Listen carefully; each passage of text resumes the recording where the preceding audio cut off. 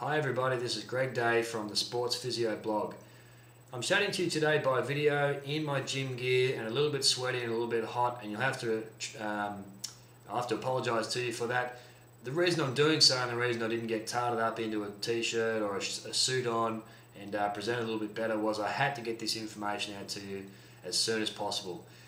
I wanted to talk to you today about how you can manage some shoulder injuries in the weights room and what type of injuries we're likely to see, and what you as a personal trainer or fitness expert or physiotherapist, or indeed someone who has a shoulder injury and wants to keep training, what you can do. And the reason I'm talking to you about that today is because a very good friend of mine who's a personal trainer and businessman down there in Melbourne in Australia said to me around about a week ago, "Can you write some stuff on your blog about shoulder injuries in the weights room?" I said, "Sure, I can." And I was very keen to get that stuff done to him this week and had lots of information on it, and I just haven't got around to doing so. That's the downside of juggling a few different directions in life at the moment. Anyhow, I'm a little bit sidetracked. Let's talk about these shoulder injuries in the weights room with bench press training. I'll have to assume a little bit of knowledge for those of you out there that are watching, that you may know a little bit about what the shoulder is. I'll take a little bit of a backward step and say to you that the shoulder is effectively the most mobile joint in the body. And one of the trade-offs of having a very, very mobile joint is that it's potentially unstable. Now, to control that instability and stop it from being injured, we have a bunch of muscles which are known as the rotator cuff muscles. There's muscle in front, a muscle on the top here, there's two at the back, and what they do is they control the movement of the upper arm when it's attached inside the shoulder blade, and that upper arm and the shoulder blade, when they come together, they form a ball and socket joint, which is very, very mobile. Now, there are some ligaments which hold it together. Now, a ligament is a piece of tissue that joins two bones, and there are some tendons which also contribute to holding it together. Now, a tendon is a piece of tissue that is one and the same with a muscle.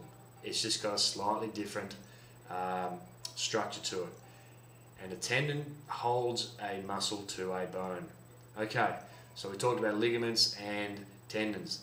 Now, the gist of what most shoulder injuries are in bench press training is that they tend to be a tendon injury, because a lot of force gets placed through these elastic type tissues when you take a bench press through to its lowest point. Now, so tendon injuries, okay. Now, most tendon injuries don't tend to occur on the spot. They tend to occur over a period of time. So most people tend to have grumbly or niggly sorenesses in their shoulder. They rarely do they have a single episode of acute pain in the shoulder. If they do, it's likely to be a muscle strain. Now, managing those you should say it was straightforward. You should really be resting from the injury, from the movements that caused the injury, and having the injury assessed by a qualified professional. If you've got a grumbly, niggly, sore shoulder, however, and your pain is at the front, and it's from weight training or from an incident which has involved a fair bit of load through the shoulder. If you're managing and you've been assessed and it's been determined that you don't have a significantly dangerous injury, then most of the times you can continue training in the weights room. And what I've found through personal experience is probably the number one injury that I'm seeing as a result of bench press is to the primary rotator cuff muscle across the front of the shoulder, known as subscapularis. Now, this is a muscle and tendon complex whose job it is to limit external or lateral rotation of the upper arm, and bench press training involves that movement. So under a loaded bench press, that particular muscle is taking a lot of load, and the muscle tends to develop tight points or trigger points or acupressure points within it, and they tend to present as a soreness. They also make the muscle less effective at doing its job. So in summary, you get some bench press training, you're likely to have, as one injury, some subscapularis muscle soreness across the front of the shoulder. Now, another tendon which does get injured in bench press training or in other types of upper body resistance training is the biceps tendon. So it's a tendon which is part of the upper arm, and it connects itself into the shoulder and across into here. Now, that particular muscle is a primary stabilizer of the shoulder joint, so it does get injured under load. Now, the number one thing that you can do as a trainer or as a trainee or as an athlete or as a bodybuilder or a professional weightlifter, or in fact a practitioner who's giving some advice to any one of the previous about weight training, is that you can reduce the load on both of those tendons by narrowing the grip. And when you narrow the grip, you decrease the amount of torque or angular force that the shoulder can produce under load. When you decrease that amount of torque it can produce, then you decrease the amount of load that a person can lift, and that's going to reduce the risk of re-injury.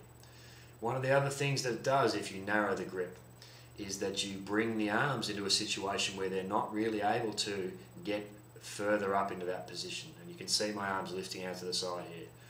And not being able to do that also reduces the risk of injury under load. So that's probably the number one tip that I could do. And if I was to give you some really good guidelines, probably you want to be looking at around about 1.5 or 1.5 times the distance between your collarbones. So if you can see, my hands are really lining up here with what we call the AC joint of the shoulder. And if you were to go 1.5 times that distance, which is approximately there, you're probably going to find a nice safe position for the hands on the bench press. Of course, there's a great exercise for the triceps at the end of a workout known as the close grip bench press, and I tend to prefer this closer in position here. Again, it tends to be a very safe exercise for those who've had shoulder injuries. Having said that, of course, all shoulder injuries do need to be checked out by a qualified professional, but if they have done so and you've been given the green light or the recommendation to continue some training, that's probably the best tip that I can come up with for you about managing your injury and continuing bench press training. There's other injuries that do occur. They occur to the AC joint, which is between the collarbone and the shoulder, around about here on me. And of course the rotator cuff muscles at the back. Of course you can have muscle strains to the pectoralis major muscle and on both sides, and of course the deltoid and the trapezius.